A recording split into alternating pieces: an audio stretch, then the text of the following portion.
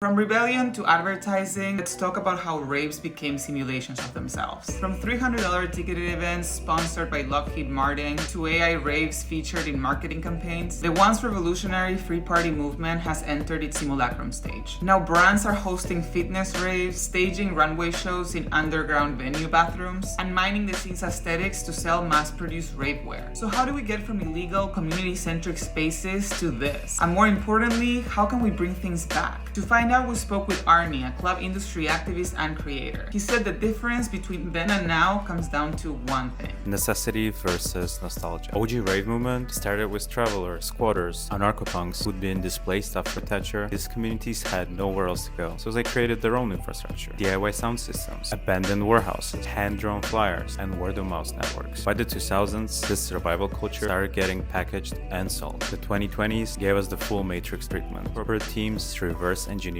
those aesthetics for people who never needed that kind of refuge. Indeed, the introduction of Boiler Room was a turning point. In a previous video, we spoke about how stream DJ sets decentralize when and where the party happens. But over time, they also shift the focus of raving. Boiler Room started modest and small in 2010, but by the 2020s, they became a non-stop content factory, where curation meant low views and licensing their name to local promoters meant easy money. From a fun project with friends to media startup to global festival powerhouse, smaller collectives stream intimate sets without turning the dance floor into a circus for views. But they don't scale, which is exactly the point. The moment documentation becomes business model, culture becomes a product. The culture has become commoditized, and brands keep making this worse, lifting the visual codes from the scene while stripping them from the context that gave them meaning. Arnie has thoughts. Rich people end up cosplaying as ravers in $2,000 outfits, inspired by $5 thrift store finds. The people who created that aesthetic, working class kids sweating in actual basements, can't afford to buy their own culture back. Real support means funding community spaces, paying underground artists living wages, fighting gentrification in neighborhoods where this culture was born. The scene feels increasingly shaped by big money, and even the venues that feel underground often aren't really. These days, underground refers to style, not substance. Exposed brick, concrete floors, industrial lighting, all borrowed visual, markets from spaces born from necessity. Thankfully, true raves exist, secret location raves, with months of preparation, calling in favors, zero corporate sponsors, and almost no digital marketing. Rave culture, reclaiming its original energy, looks like embracing secrecy and risks all over again, going back underground. So is gatekeeping truly the answer? The gates are broken and have been for some time. If anyone's gatekeeping these days, it's for their own egos and business interests. Openness was essential to the spirit of raves. The music, community, and word of mouth attracted like-minded people naturally. The original gatekeeping was circumstantial. You had to know someone, you had to be part of something. The full interview will be out in an upcoming post. Should we dig deeper in a Zai report? Drop the questions you think we should be answering.